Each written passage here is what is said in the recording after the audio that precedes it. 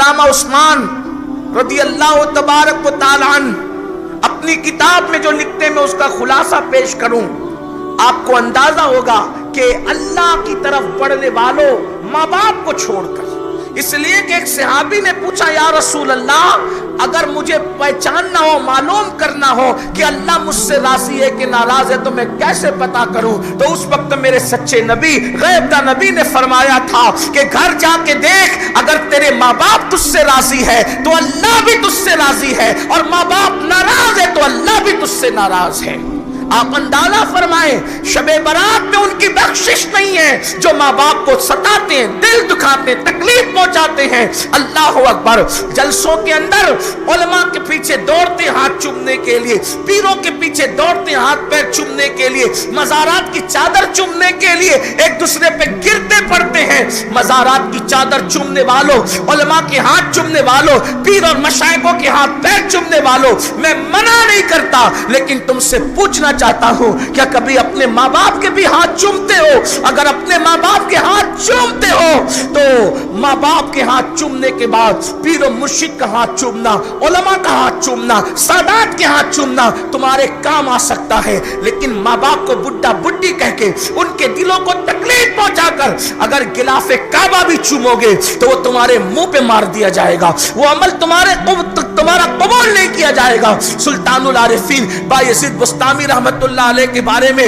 حضرت سیدنا عثمان ابن حسن اپنی کتاب میں لکھتے ہیں، کہتے ہیں کہ حضرت بایزید بسطامی رحمت اللہ تعالی علیہ ایک ایسے بزرگ ہیں جن کو اللہ نے مقام ولایت عطا کیا، ولایت کے مقام پر پہنچ گئے، لیکن آپ جانتے ہیں، علماء بھی جانتے ہیں، صوفیہ بھی جانتے ہیں، مشائخ بھی جانتے ہیں کہ ولایت کی ایک قسم نہیں ہے، ولایت کی کئی قسمیں ہیں، اور ولایت میں بھی الگ الگ کوالٹی ہوتی ہے، بڑے مقامات ہوتے ہیں، بڑے مرتبے ہوتے ہیں۔ اللہ اکبر، سب سے بڑا مرتبہ ولایت کی کائنات میں جو ہے اس کو مقام محبوبیت کہتے ہیں، اور وہ مقام محبوبیت جو ہے اس میں دو لوگ مشہور ہوئے پوری امت میں، ایک تو ہمارے مرشد سرکار غوث اعظم شیخ عبد القادر جیلانی ہے، اور دوسرے جو محبوب ہے حضرت سیدنا نظام الدین اولیاء محبوب الہی ہے۔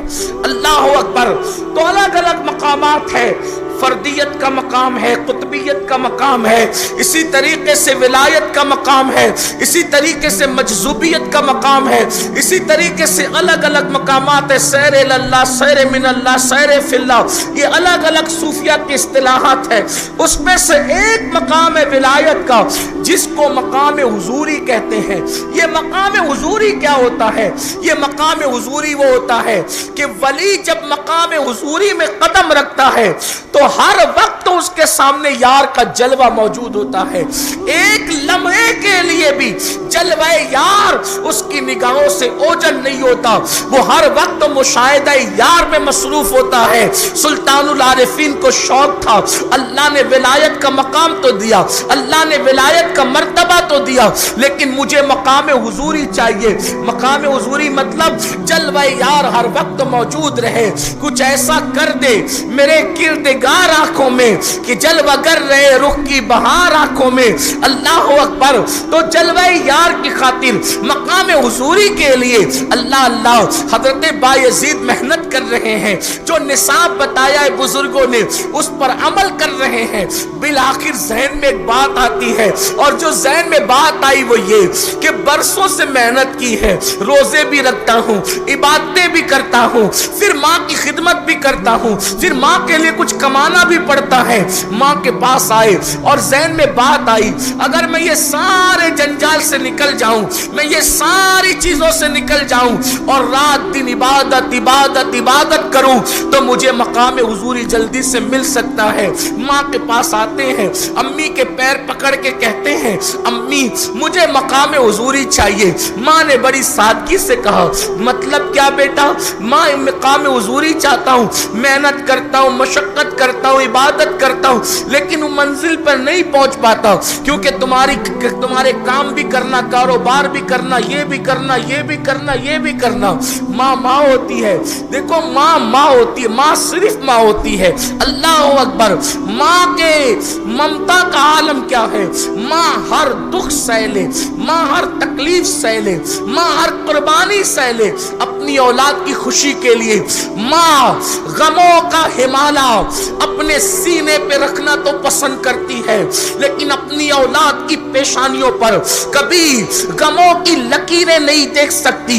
ایک ماں اپنا پورا شباب اپنی اولاد کے لیے قربان کر دیتی ہے, لیکن اولاد کی خوشیوں کی خاطر وہ خود کڑوے گھونٹ پی کر کے رہتی ہے, خود بھوکی رہ کر اولاد کو کھلاتی ہے, خود پسند کی غذاؤں سے منہ پھیر کر اولاد کو کھلاتی ہے. کاش کی اولاد بھی اپنے ماں باپ کی قربانیوں کو محسوس کرتے. اللہ اکبر. ماں کے پاس آئے, ماں مقام حضوری چاہیے, بیٹا اس کے لیے کیا کرنا پڑے گا؟ امی مصروفیتوں سے نکلنا پڑے گا, رات دن عبادت کرنی پڑے گی. تو ماں اگر آپ اجازت دے دیں, آپ اپنے حقوق معاف کر دیں تو میں جنگل میں چلا جاؤں, راتوں دن اللہ کی عبادتیں کروں. حضرت بایزید نے پوچھا, ماں ہوتی ہے. ماں نے کہا, بیٹا اگر تم کو یہ لگتا ہے کہ میرے پاس سے جا کر تمہیں خدا ملے گا تو پھر میں اجازت دیتی ہوں, جاؤ, میری طرف سے اجازت ہے, جتنی باتیں کرنی کر لو. حضرت بایزید بسطامی, علامہ عثمان ابن حسن لکھتے ہیں کہ تقریباً 30 یا 40 سال تک بایزید پہاڑ کی غاروں کے اندر جنگلوں بیابان میں رہے.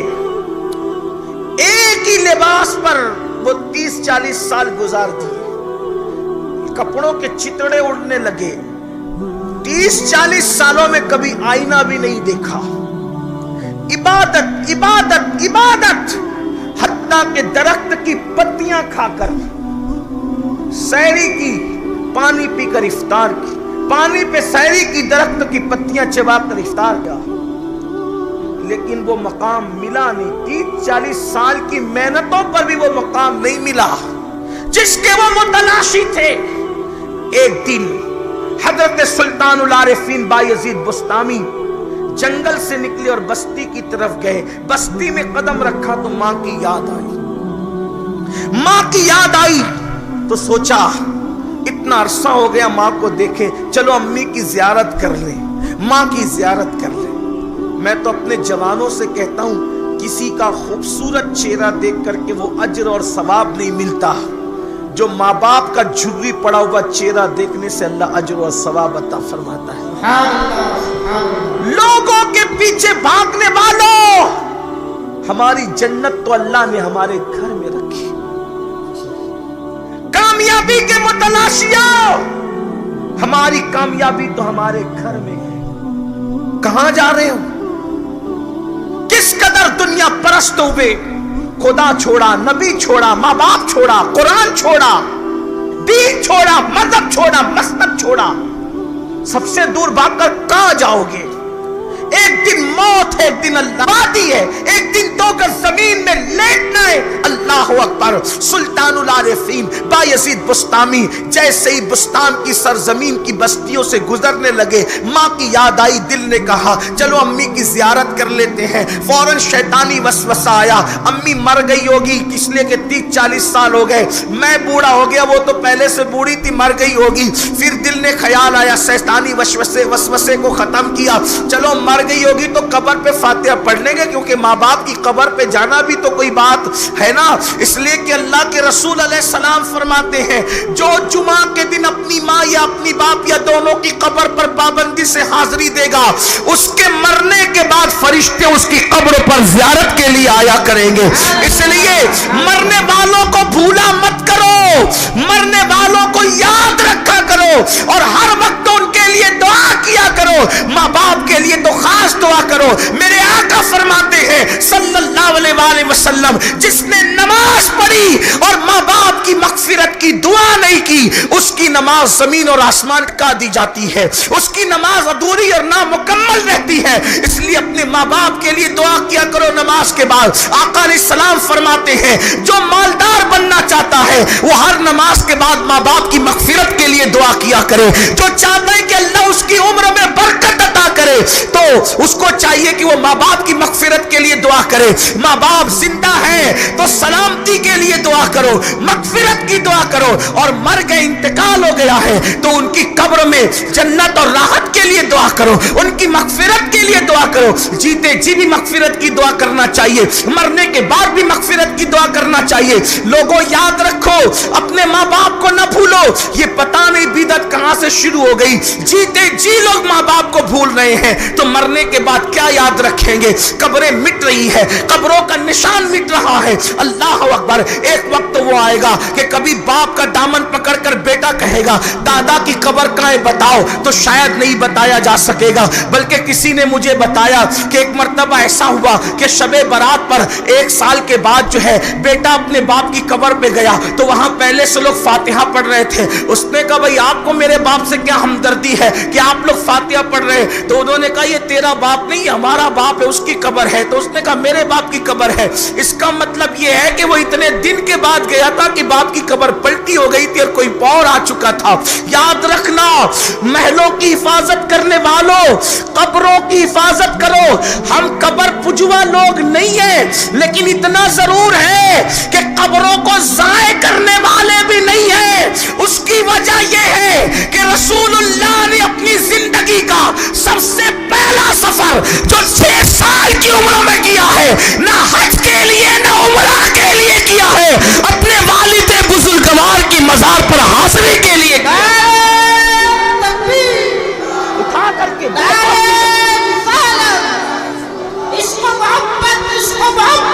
سیرت مصطفیٰ اٹھا کر کے دیکھو۔ اللہ کے رسول نے 6 سال کی عمر میں سفر کیا۔ پھر حجۃ الوداع کے موقع پر حج کو جا رہے ہیں تو ام المومنین سیدہ عائشہ صدیقہ فرماتی ہیں کہ حج کے موقع پر میں نے دیکھا رسول اللہ کا چہرہ ایسے تمتما رہا تھا جیسے 14ویں رات کا چاند بدلی سے نکلتا ہے۔ میں نے پوچھا آقا اتنے خوش کیوں ہیں؟ تو فرمایا میں اپنی امی کے مزار پر حاضری کے لیے گیا تھا اور اللہ نے میری خاطر ان کی قبروں سے ان کو باہر کیا۔ میں نے آواز دی تو وہ قبر سے باہر تشریف لائی اور میرا کلمہ پڑھ کر وہ میری امت میں داخل ہو گئی۔ حضور ماں کے مزار پہ جا کر اتنا خوش ہو رہے ہیں۔ لوگ کہتے ہیں کلمہ پڑھ کے مسلمان ہو گئی، ہم نہیں مانتے اس بات کو۔ ہم یہ کہتے ہیں وہ تو مسلمان پہلے سے تھی، وہ مسلمان پہلے سے تھی، امت محمدیہ میں داخل ہو گئی، ملت ابراہیم پر تھی لیکن امت محمدیہ میں داخل ہو کر خیر امت کا شرف بھی پا گئی۔ یہ بات ہے۔ لوگ کہتے ہیں انہوں نبی کی ماں کافرہ تھی، ہم نے کہا تو اپنے ایمان کی خبر لے۔ کہا کہے گی کافرت؟ نبی کے ماں باپ بھی کافر ہوتے ہیں۔ ارے چور ڈاکو کے گھر میں ولی پیدا نہیں ہوتا، کافر کے گھر میں سید الانبیاء کیسے پیدا ہو سکتے ہیں؟ لوگوں کو بات کرنے سے پہلے سوچنا چاہیے۔ پھر لوگ کہتے ہیں قرآن حدیث کی بات کرو، یہ لفاظیاں نہ کرو۔ میں نے کہا حدیث اٹھا کے پڑھو، تفسیر اٹھا کے پڑھو۔ حضرت سیدنا موسیٰ علیہ السلام جب فرعون کے محل میں گئے تو اللہ اکبر ہر دائی کا دودھ پیش کیا گیا۔ موسیٰ علیہ السلام نے منہ پھیرا، کسی دائی کا دودھ نہیں پیا کیونکہ وہ مشرکہ تھی، وہ کافرہ تھی، وہ فرعونی تھی۔ حضرت موسیٰ نے کسی کا دودھ نہیں پیا۔ پھر حضرت موسیٰ کی بہن محل میں پہنچی اور کہا کہ میں ایک ایسی دائی کو جانتی ہوں کہ جو بچہ کسی کا دودھ نہیں پیتا اس کا پی لیتا ہے۔ تو حضرت موسیٰ کی امی کو لایا گیا، فرعون کو نہیں معلوم تھا یہی ماں ہے۔ فرعون نے کہا اے دائی اگر ہمارا بچہ تیرا دودھ پی لے گا تو ہم تجھے محل میں رکھیں گے اور ہر روزانہ تجھے درہم عطا کیا کریں گے۔ پھر حضرت موسیٰ ماں کی گود میں آئے اور پھر ماں کا دودھ شوق سے پینے لگے۔ ہم پوچھتے ہیں جب موسیٰ کو اتنا شعور ہے کہ وہ کسی کافرہ اور مشرکہ کا دودھ نہیں پیتے تو جانے موسیٰ محمد الرسول اللہ کی شان کا عالم کیا ہوگا۔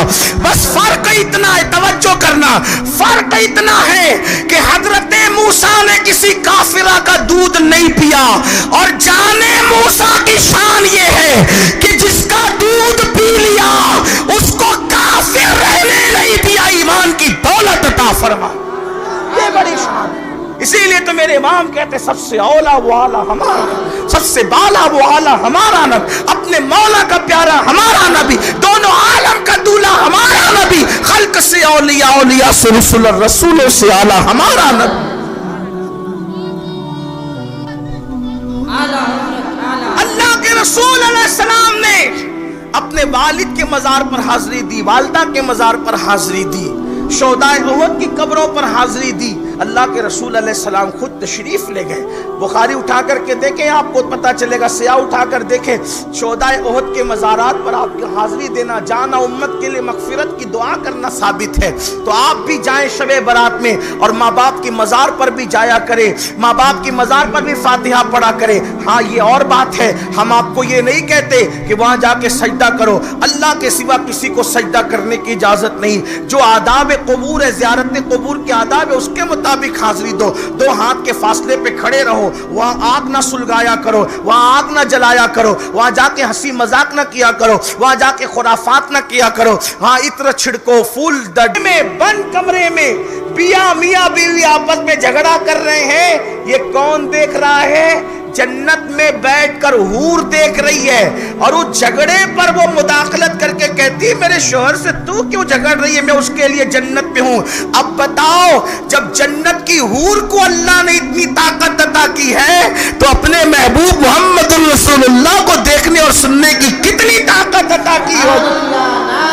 शेख अब्दुल कादिर जिलानी को कितनी ताकत मिली होगी, मोइनुद्दीन गरीब नवाज को कितनी ताकत मिली होगी, हजरत महबूब इलाही को कितनी ताकत और कुव्वत मिली होगी। इससे पता चला। तो पहले आप हदीस पे नजर रखें। नादानी के साथ लोग कुछ भी बातें कर देते हैं, वहां जाते हैं तो वो तो मिट्टी का ढेर है, वो तो सुनते नहीं, वो तो ये नहीं, वो तो वो नहीं। ये खुराफात बंद करो, कुरान और सुन्नत की तरफ नजर रखो। अल्लाह अकबर। तो बात दूर ना निकल जाए, अर्ज ये कर रहा था, अभी मेरे उन्वान पर मैं नहीं आया, जल्दी जल्दी से उन्वान की तरफ आते हैं। हजरत सुल्तानुल आरिफीन बायजीद बुस्तामी रहमतुल्लाहि ताला अलैह ने सोचा कि अम्मी से मिलते हैं, फौरन शैतानी वसवसा आ गया, अम्मी का तो इंतकाल हो गया होगा, बरसों बीत गए, 30-40 साल हो गए, अम्मी से क्या मिलेंगे। फिर ख्याल आया दिल में, चले ना सही माँ जिंदा ना हो तो कब्र पर चले जाएंगे, कब्र पर हाजिरी देंगे। बिल आखिर सुल्तानुल आरिफीन अपनी माँ से मिलने के लिए अपने मोहल्ले की तरफ बढ़ते हैं, और जब मोहल्ले की तरफ बढ़े तो वहां गए तो क्या देखा, माँ का झोपड़ा सलामत था, दिल को करार आ गया। मकान सलामत मतलब मकीन सलामत, जब तक के मकीन मकान में रहेगा सलामत रहेगा। बैठ गए, सोचा माँ को जगाऊं कि नहीं जगाऊं, देखो ये अल्लाह वाले हैं, माँ को दस्तक देकर उठाऊं कि नहीं उठाऊं, माँ सो रही होगी, 30-40 साल के बाद आए हो और माँ को उठा करके नींद खराब करते हो। नहीं नहीं, बैठो बायजीद इंतजार करो। बायजीद बुस्तामी इंतजार करने लगे। जैसे ही घर में चलने की किसी की आहट आई, आहट की आवाज आई, फौरन सुल्तानुल आरिफीन बायजीद बुस्तामी रहमतुल्लाहि ताला अलैह ने दरवाजे पे दस्तक दी। दरवाजे पे दस्तक दी तो पता है क्या हुआ? अल्लाह अकबर। मेरे आका सल्लल्लाहु अलैहि वसल्लम के दीवानों, ये माँ है, इसे माँ कहते हैं। 30 या 40 साल के बाद सुल्तानुल आरिफीन दरवाजे पे दस्तक देते हैं। जब दरवाजे पे दस्तक हुई तो अंदर से आवाज आई, बायजीद मेरे बेटे तू आ गया है, बायजीद मेरे बेटे तू आ गया है। दरवाजा खुला, बेटे को मौजूद पाया।